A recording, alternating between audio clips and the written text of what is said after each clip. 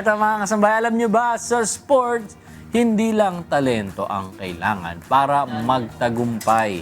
Kailangan din ng suporta, oportunidad at mga taong handang tumulong para maabot ng mga kabataan ang kanilang pangarap.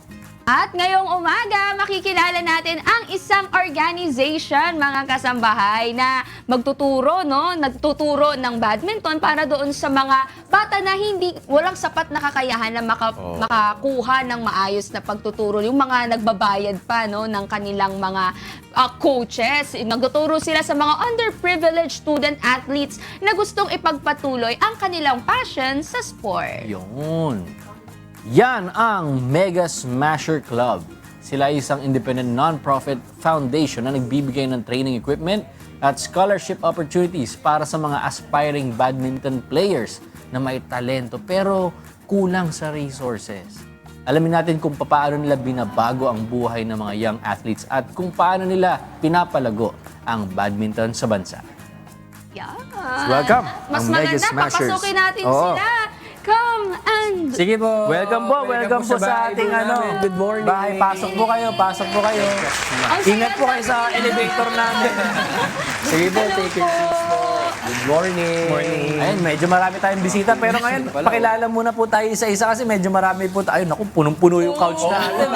Kaya pala humaba mo din sa Kaya pala, in-extend natin. Sige po, please introduce yourself po isa-isa. Yes, by the way, I'm Coach Dave. I'm actually the head of Let's education for Mega Smasher and the team manager as well. Coach Dave. At ang katabi niyo po, ano pong pangalan? Ako, Coach Art. Okay, ako nga pala si King Arthur Espiritu, Yun. head coach ng Mega Smasher and training coach sa student namin sa mga nagtitraining. Coach King. Nice. Coach Next Dave is po. Coach King. Sige po. next. Good morning po, I am Coach Rojan. So ako yung coach ng Junior Development Program and ang coach rin ako sa sa Muñoz branch namin ng mga beginners class ng Mega Smasher. Si Ma'am. Good morning. Hi, I'm Coach Joanne. Training coach din po ako ng beginner class sa Valenzuela branch po. Next. Hello, I'm Patricia De Leon. I am currently the senior captain ng Mega Smasher and also a senior scholar po. Nice. And ang ating huling Finally, kasama. Good morning po. Ako si Krisa Marie De Leon. I am a senior scholar din po and training coach din po ako ng doubles badminton class. Lahat Mga sila coach mga pa na. coach. Coaches and Pero scholars. paano po ba nagsimula itong Mega Smasher Club at ano po yung nagbigay inspirasyon para simulan itong organization na ito, Coach? Okay, so basically, ang Mega Smasher nag-start 2019 and pre-pandemic yun eh. And back then, ang plan lang namin is mag-come up lang ng parang family day wherein may mga activities and then at the same time, parang gusto namin pa-feeding program. So, more on CSR talaga yung target namin. And then, it so happen lang na yung buong committee, ang common denominator is maglaro ng badminton. So, we thought of doing the CSR in a badminton court hanggang sa naging weekly activity na siya. And from there, doon namin nakita na marami palang mga bata na gusto palang maglaro ng sport na to. Pero, since this is considered as one of the most expensive sport also in the Philippines, nahihirapan din sila actually mag-engage kasi nga mahal yung maglaro ng badminton. So, doon namin naisip na yung mga bata na gusto maglaro at sumali sa amin, bigyan namin sila ng opportunity makapaglaro ng libre. Yun. And then ngayon, nag-grow na siya hanggang sa nagkaroon kami ng training camps and then now, mas marami pang mga bata yung natutulungan namin ngayon. Pero speaking of joining po, isa sa mga pangunahing advocacy po ninyo ay ang Athletic Scholarship Program. Tama po ba? Paano po ito gumagana at sino po yung maaaring maging mga scholars po ninyo? Okay. So actually meron tayong dalawang klase ng ng pagkuha or pagpili for the scholars. Number one is through tryout, which is yung usual na paraan para makakuha tayo ng mga magagaling na mga athletes, 'di ba?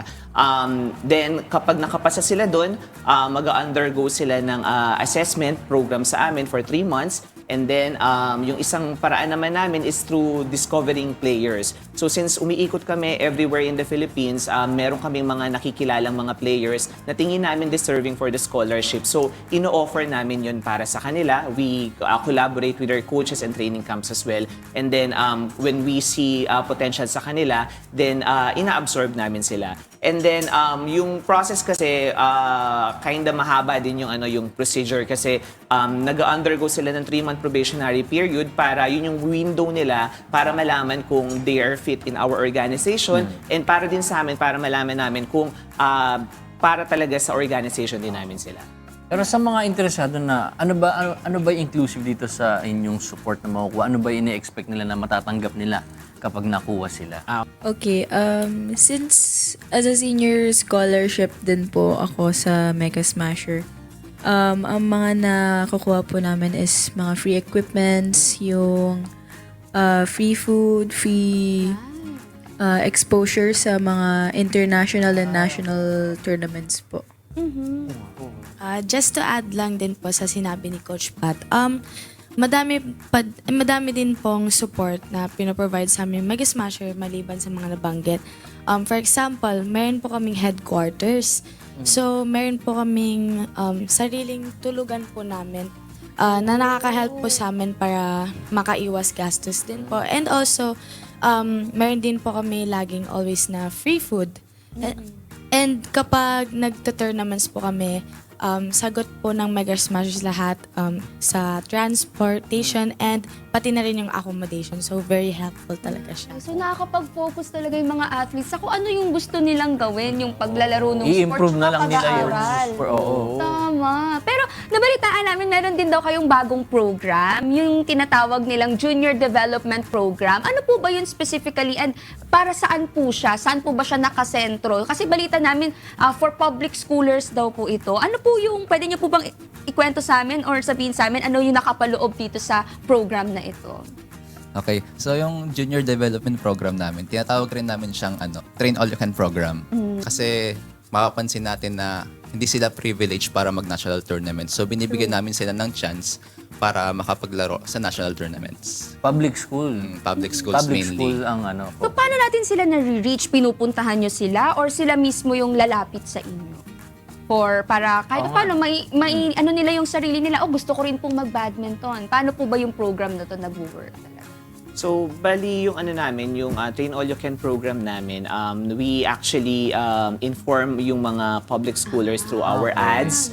And then usually through word of mouth, kasi since kilala na kami na tumutulong sa mga underprivileged student athletes, marami na actually nagsasabi sa ibang mga students na kapag kailangan mo ng further support in badminton, lapit kayo sa Mega Smasher. Ang So ito maganda to pala para kung sakali may nakakapanood na itong ating Yes, programa na kunyari involved sila sa public school na badminton sport nila, pwede silang mag-reach out po sa inyo diretso. Ang galing. Pero pagdating naman po, curious po ako, may mga success stories na po ba kayo ng mga athletes na natulungan po ng Mega Smasher Club? Yes po. Actually, one of the success stories na meron kami is currently, he is now the head coach of the National Academy of Sports. So that is Coach Jacinto Maliwat. He actually he's been with us for 4 or 5 years, I think. From first year college hanggang gumraduate siya, and then nung nag-coach na rin siya sa amin, siya nag-start na mag-coaching, and then naging head coach na siya ngayon ng National Academy of Sports. And there's also an instance wherein meron doon sa junior development program namin, meron kaming 2 player doon na nag-start sa amin as totally not so good pa yung the way kung paano sila maglaro. Pero for 2 months in the making na tinatrain namin sila, nakasungkit sila ng bronze. So umabot sila hanggang semifinals nung nakaraan lang na regional badminton tournament. And then because of that, na-invite din sila for a junior selection camp ng Philippine Badminton Association.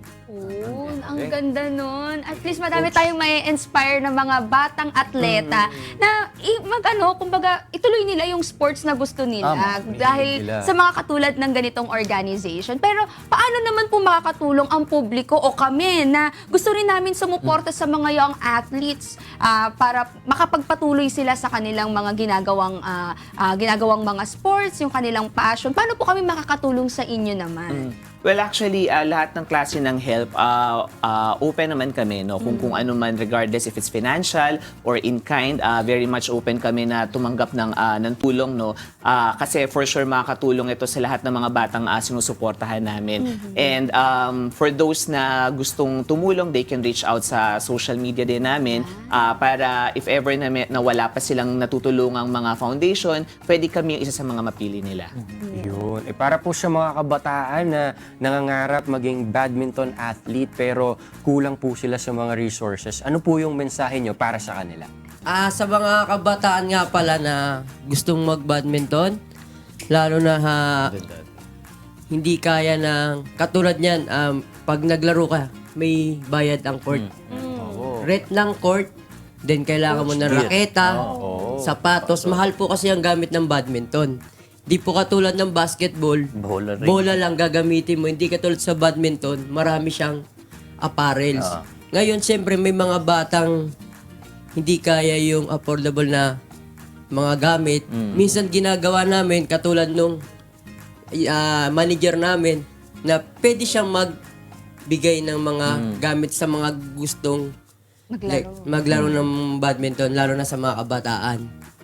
Ngayon, kumbaga hindi na sila matutuloy na nila. Matutuloy na nila Kung sakaling yung gusto meron nila. silang ano pala, passion doon or may gifts sila po. sa badminton, no? Hindi na hindrance ngayon yung financial na situation nila dahil meron tayong ganitong foundation.